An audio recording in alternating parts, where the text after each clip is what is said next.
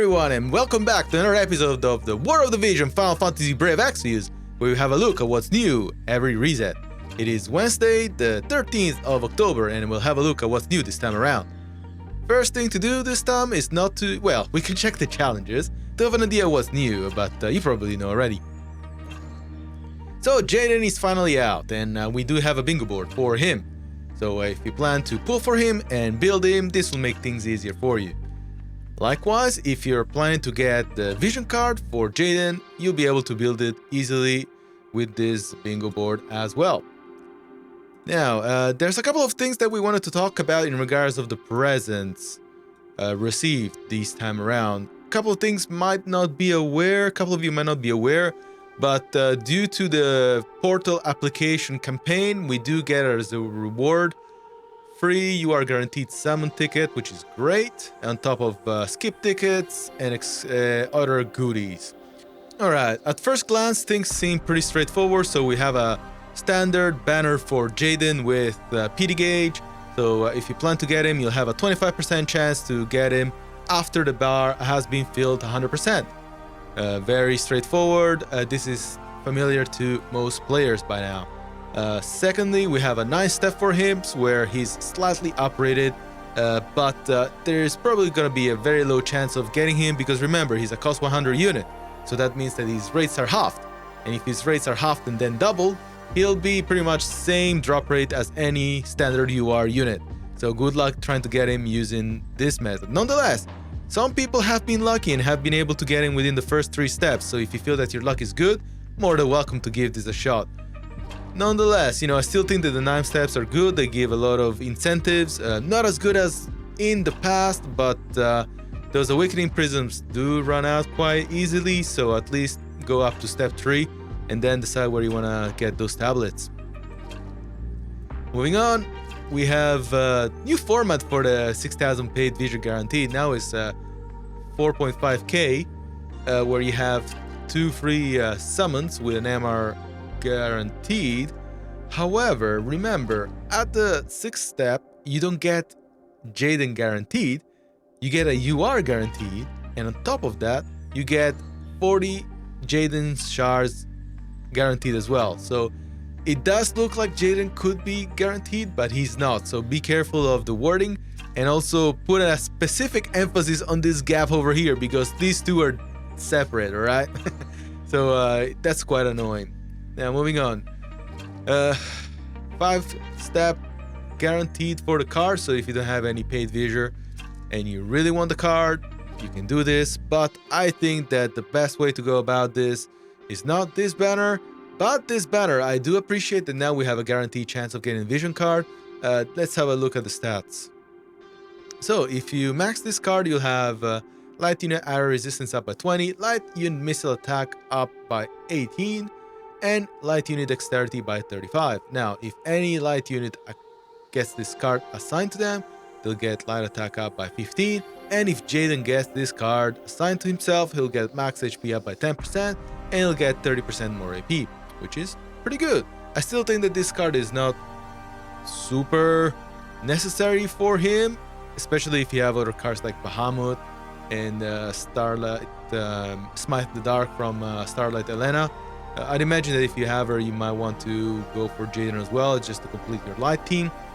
Otherwise, if you're picking up Jayden specifically and want to put him in other missile teams, maybe this is not the best card for him because light attack, light unit missile attack up is not as much as other cards, like for example the Tomb Raider card. That card gets 35 attack up for missile, so I don't think it's as good as that. And perhaps for me it's a nice to have but not necessary. That's my personal opinion. Now, due to the raid, we do get a banner where you get like inverted comma support, where you get the chance to pull the newly EX'd unit, and we'll have a look at this a bit later. I think on top of the fact that they are uprated, you can also get Carbuncle Omega.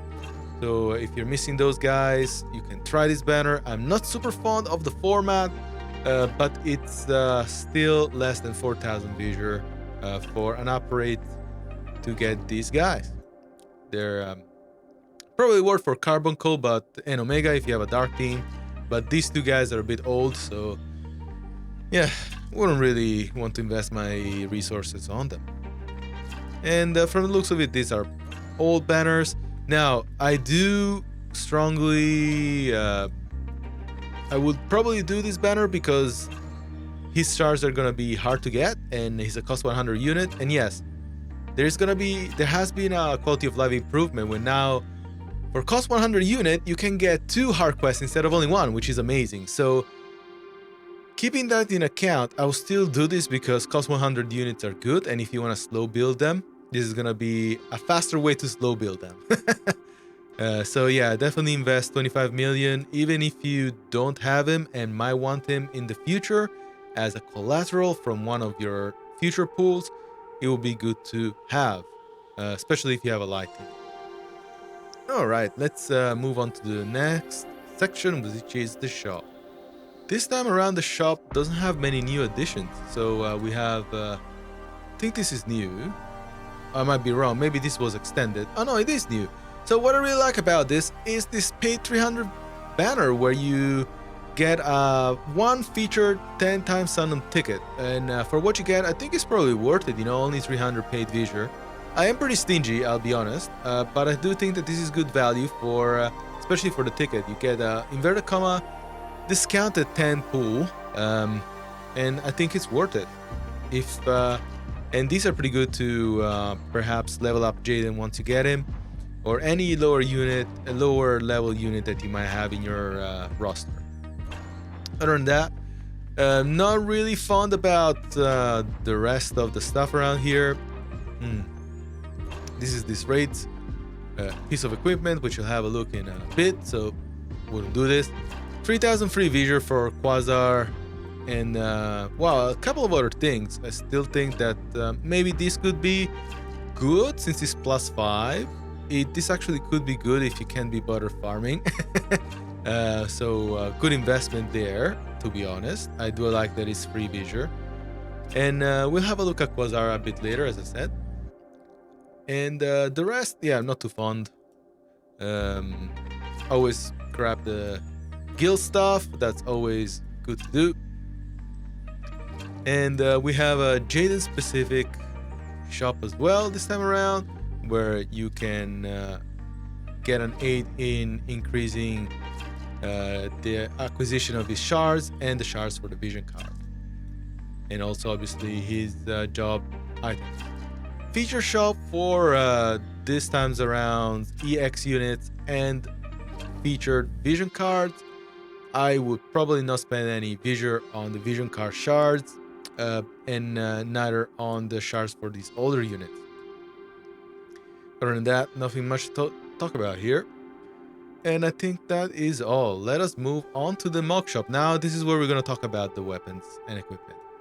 So, Diamond Coat. Diamond Coat, as shown on the screen, is going to be a really good piece of equipment for your gunners. Look at that AP acquisition. I think that this is going to be worth farming. And it would be nice to have more than 1+5. Maybe that's possible if you plan to spend some visor in getting the piece of equipment from the shop. But I probably will wait a bit longer and just build 1+5 and leave a +2 or +3 laying around until we have the next raid or next event, which will allow you to get the remaining recipes for this piece of equipment. I do think that's quite strong. We haven't had a piece of equipment for gunners in a long time, and this is definitely worth it for them. So I'll definitely go all in regards of getting the recipes. And in regards of the items here, maybe I'll clean shop this time around, because I do have a pretty good missile team. I might go light. I actually still need to do the raid. I haven't had the chance to do the raid yet. So if Omega, which is this time's raid, goes down easily with any missile unit, and then I'll be able to just do this in repeat for X amount of times. Now we also have a shop for this time's event, which will be in regards of Jayden Pass from the looks of it, in regards of searching the Thunder Edge. I haven't done this event as well, so I'll be pretty keen to see what the story is all about. And in this event, you'll be able to farm, I think, the Quasar. So the Quasar is a nice gun. The stats are on the screen, and I think I'll probably try to +5 it Now, in order to get the recipes, you need to get the EX version of the quest. So once you've done the standard storyline, you get the EX version of the quest. And yeah, so pretty much already spoken about that. I'll reiterate it in the farplaying section. So as I said, raid, Omega, he's weak to light and missile, so perfect for Jayden if you're pulling for him. And let's go into the events. So as I said, Thunder Age is going to be this week's event, where we see Omega, Varouche, and this chick over here. I don't know her name because I haven't done the event. Now, you also get King of the Stacks training quest, where it's going to be easier for you to get items to build this guy up. So definitely go bonkers on that. This is very similar to Black Robe Helena from memory, and I think we had another one. I think who was it? Maybe was it Starlight Elena that had something similar? I can't quite remember, but I know that Black Rose Helena had something like this. And other than that, no new events. I think, yeah, so we'll have a new piece of story, which is going to be pretty good. I haven't done it yet, as I said. I haven't done any new content, but I imagine that we're going to find out what's happening with Camillo and El Cirel. I think the story might be picking up from there at a whim. Let's have a look at this week's EX units. First of all, let's have a look at Ryu. So what does Ryu get in his EX? So from the looks of it, he seems to be quite focused on luck, dexterity, and attack, and an upgradable dexterity node. So it seems like he'll be very focused on critical damage, which is pretty good. Now, once he gets to level 19, he gets Arm Shot enhancement, which will increase the ability used by 1 and increases the height. This is extremely good for gunners because gunners usually are a bit nerfed compared to snipers and other archers, where they lack from their skills having height, and this is going to be pretty good for him. So it's going to obviously still cause disable for 3 turns, like the original attack before the upgrade. So pretty good overall. Concentrate enhancement. So range +2, lowers evasion rate, and it also lowers AP consumption. So again, this makes sense with the fact that he's getting dexterity and not luck too much luck in regards of his upgrade. So yeah, he'll be a bit more accurate, he'll be a bit more critical, but he won't evade anything. As if you guys remember what happened in story, he took that hit like a king, man. And yeah, you all know what happened to him.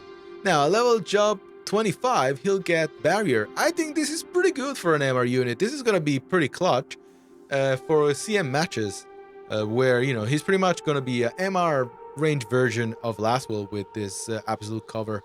I think overall it's a pretty good upgrade for this unit, and I might actually go all in in preparation of the Dark selection quest. I know that it can be soloed with Shadow Link's EX, but I still think this is a pretty good, let's say, secondary or fallback plan in case things get a bit harder. You never know, they could always make a change for global. So, I'll definitely prepare myself for the next selection quest. Now let's have a look at Victora. Alright, what does Victora have? She has lots of luck and lots of attack, and I think that's pretty good. They tried to add her an upgradable node with max HP up. Not sure where she really needs it. But yeah, let's have a look at the skill enhancements here. So, horizontal jump enhancement will increase the range height, which is really good because horizontal jump has 0 height from memory. So if he gets like a +1 or +2 height, it'll be a better version of vertical jump. Vertical jump has 5 height from memory, so it'll be something in between. It'll be a much better jump from the looks of it. So this skill will lower target defense, so it's going to be a defense break, and it will deal large damage after jump delay. I think this is a really good upgrade to her current kit. She's going to make her a breaker, and everyone in her party will benefit from this. So I will probably put her in the category of secondary DPS / debuffer at this stage, especially with the fact that she can also charm with her LB. So definitely put her as finally damage dealing debuffer. Pretty good.